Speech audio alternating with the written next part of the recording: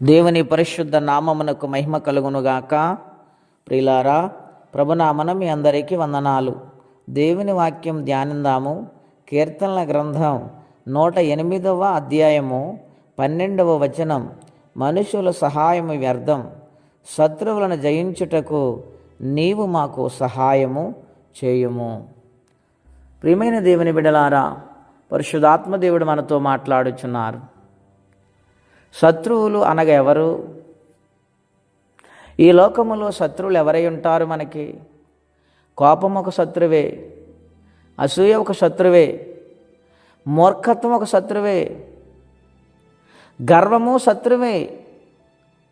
ఈ శత్రువులను జయించాలంటే మనుషుల వల్ల కాదండి. ఏ మనుషుడు సహాయము చేయలేడండి.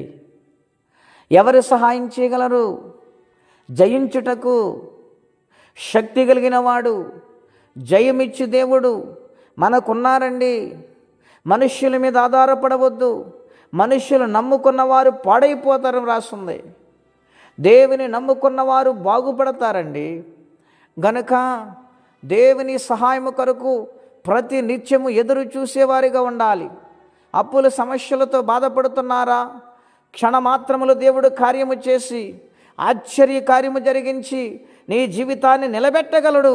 ఆయన ఒక్కడే. కనుక ఆయన సహాయము కోరుకోవాలి.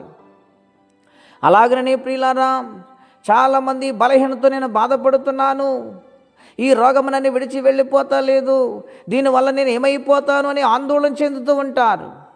ప్రియులారి, ఉదయ కాల సమయంలో పరిశుద్ధాత్మ దేవుడు మీతో నేరుగా మాట్లాడుతున్నారు. దేవుని వైపు చూడగలిగితే, దేవుని సహాయము కోరగలిగితే, సంపూర్ణంగా ఎటువంటి అపనమ్మకము లేకుండా దేవుని వైపు చూడగలిగితే నిశ్చయముగా దేవుడు సహాయము చేస్తారు. ప్రియులార, కుటుంబ పరిస్థితులు విచ్ఛిన్నమైపోయి ఈ కుటుంబం కట్టబడుతుందా, ఈ కుటుంబంలో నెమ్మది ఉంటుందని భర్తకు భార్య, భార్యకు భర్త, పిల్లలు ఇష్టానుసారమైన రీతిలో ఉన్న కుటుంబాలను దేవుని వైపు చూడగలిగితే నిశ్చయముగా కుటుంబాన్ని దేవుడు బాగు చేస్తారు. ప్రతి కుటుంబమును ఆయన బాగు చేయటానికే కుటుంబ వ్యవస్థను ఏర్పాటు చేశారు.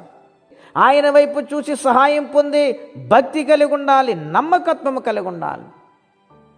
లేనిది ఉన్నట్టుగా చేయగల సమర్థుడైన, చరిత్రనే మార్చగల దేవుడు.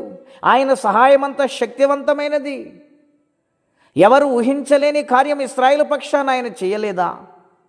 శత్రువులు తరుముకుంటూ వస్తే ప్రాణ భయముతో ఎటు వెళ్ళాలో తెలియని పరిస్థితిలో నీవే మాకు దిక్కని, నీవే మాకు సహాయమని ఇశ్రాయేలు ప్రజలు ఏడ్చినప్పుడు, మోషే ప్రార్థించినప్పుడు సముద్రమును పాయలు చేసి మార్గమును ఏర్పాటు చేసిన దేవుడైన.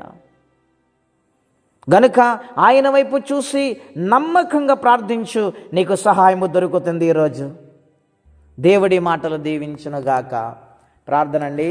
అత్యంత కృప కలిగిన దేవా, మహోన్నతమైన మీ నామం కొరకై వందనాలు. నీ సహాయము గొప్పది నాయన. మనుషుల సహాయము వ్యర్థము నాయన. నీవు సహాయము చేస్తే ప్రతిదీ మేము జయించగలుగుతాం. మా పక్షాన్ని నిలబడు నాయన. మీ బలమైన కార్యము చూడాలని వేదనతో నీ వైపు చూస్తున్నాం నాయన. కరుణించమని బ్రతిమాలుకుంటున్నా. అయ్యా, జాలిపడి నీ సహాయమును పంపించండి. ఎవరే శోధనలో, ఏ కష్టములో, ఏ ఇబ్బందులో, ఏ సమస్యలో వారి వేదన చెందుతున్నారు, కృప చూపి సహాయం చేయండి నాయన. సహాయం చేయండి నాయన. వారిని ఆదుకోండి ప్రభువా. కృపనిచ్చి మహిమ తెచ్చుకోమని నాయన. నిన్నుగా ఆరాధించే గొప్ప దైవికమైన శక్తిని వారికి అనుగ్రహించండి నాయన. నిరుత్సాహము, అపనమ్మకము లేకుండా వారిని బలపరచండి. శక్తితో నింపండి. కార్యము జరిగించమని, సహాయం పంపించమని, దినము దీవెనకరంగా మార్చమని యేసుక్రీస్తు వారి పుణ్యనామములో ప్రార్థించి స్తుతించి వేడుచున్నాము తండ్రి. ఆమేన్. దేవుడు దీవించును గాక. ఆమేన్.